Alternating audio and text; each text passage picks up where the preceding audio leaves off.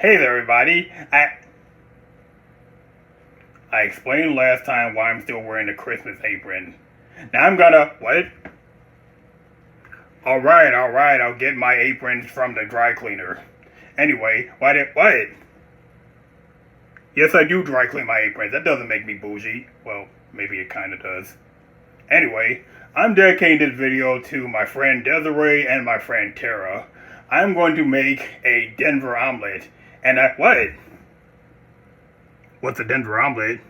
Oh, it's an omelet that's basically made out of ham and cheese. Not made out of, but made with ham and cheese.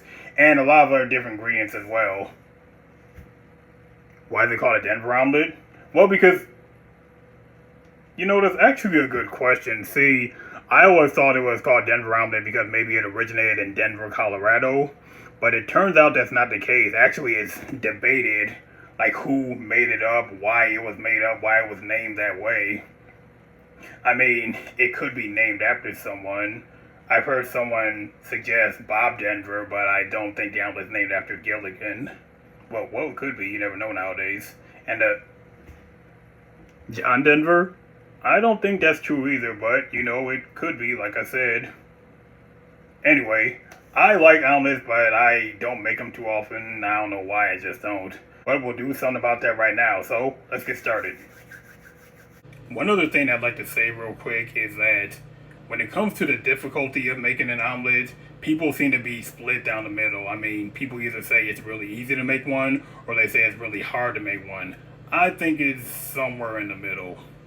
But one thing I do like to do is, as you remember, I like cooking my eggs in non-stick skillets. They just work out better that way. I cook potatoes in non-stick skillets as well.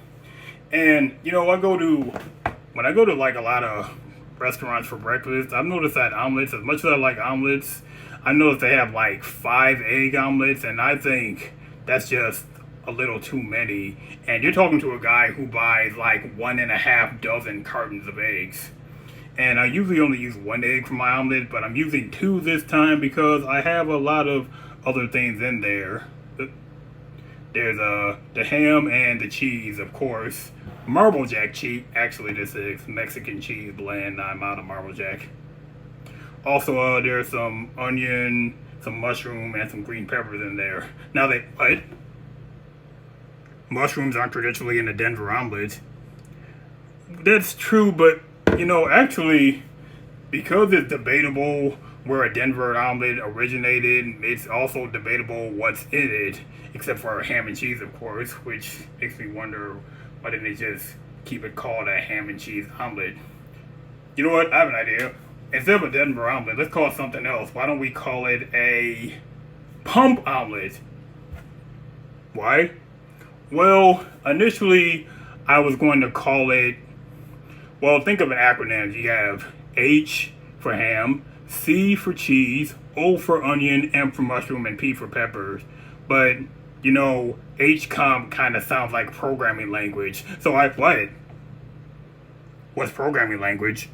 Wow, I feel old. Anyway, I decided to call it pump by just taking the MP off there, and, pump just sounded good. And it's not copyrighted. Now anyway, we can, what? You want a rolled omelet? Okay. Well, if we're doing that, we better make it a 3-egg omelet.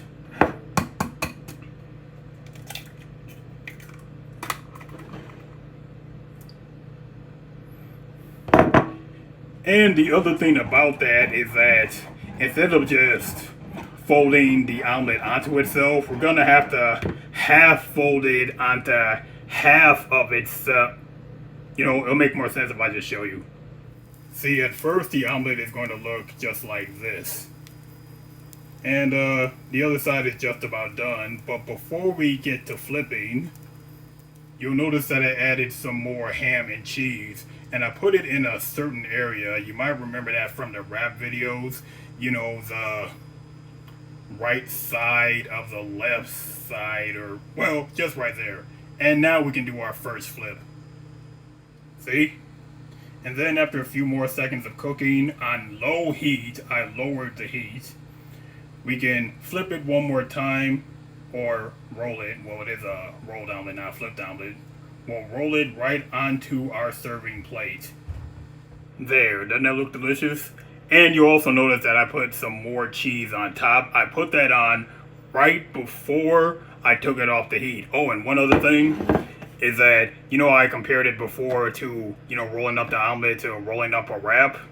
Now, in the wrap video, you'll remember that I temporarily took it off the heat, then rolled it up, and then continued cooking on the other side. That method will not work with an omelet. Like, just keep on messing with an omelet with your bare hands, it'll make it break apart. But let's break into this.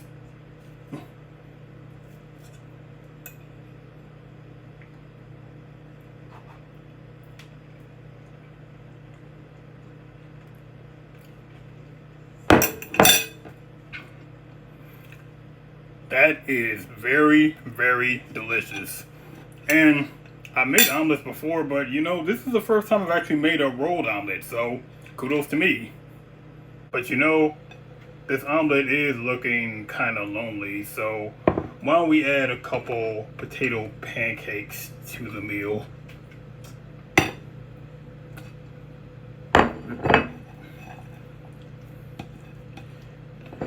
And if we're having potato pancakes, we gotta have some of our homemade cinnamon applesauce. Now I think Tara and Desi will enjoy this. Now, that's going to do it. And you know where to look for what? How about dessert? For breakfast? I'll make a dessert on the next video. Anyway, you know where to look for what? You promised to make a German chocolate special cheesecake. When did... Oh, you're talking about when I had the chocolate marble cheesecake video. I said I would make a German chocolate cheesecake one day. German chocolate special cheesecake one day. Well, when people say one day, that's just talk, you see? Because, let's make one real quick. Now, whenever I make one of my special cheesecakes, I generally make the icing last. But there's one thing I need to straighten out about this cheesecake. Now, generally when I make the German chocolate special cheesecakes, I put the traditional pecans and coconut into the icing. But the last time I went to the store, I didn't realize until I got home that I purchased unsweetened coconut flakes instead of sweetened coconut flakes. Well, we can fix that by what? Why don't I just sweeten the coconut myself? I was just getting to that. Now, instead of just sweetening the coconut, why don't we caramelize them? Now, what? They look like hash browns. Anyway, we can take this coconut and add it to the icing. And of course, it'll look especially delicious after I slather it all over the chocolate cheesecake and the chocolate cake.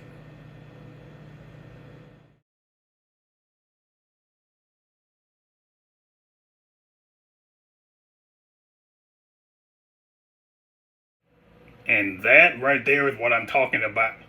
I really have to stop cutting these huge slices.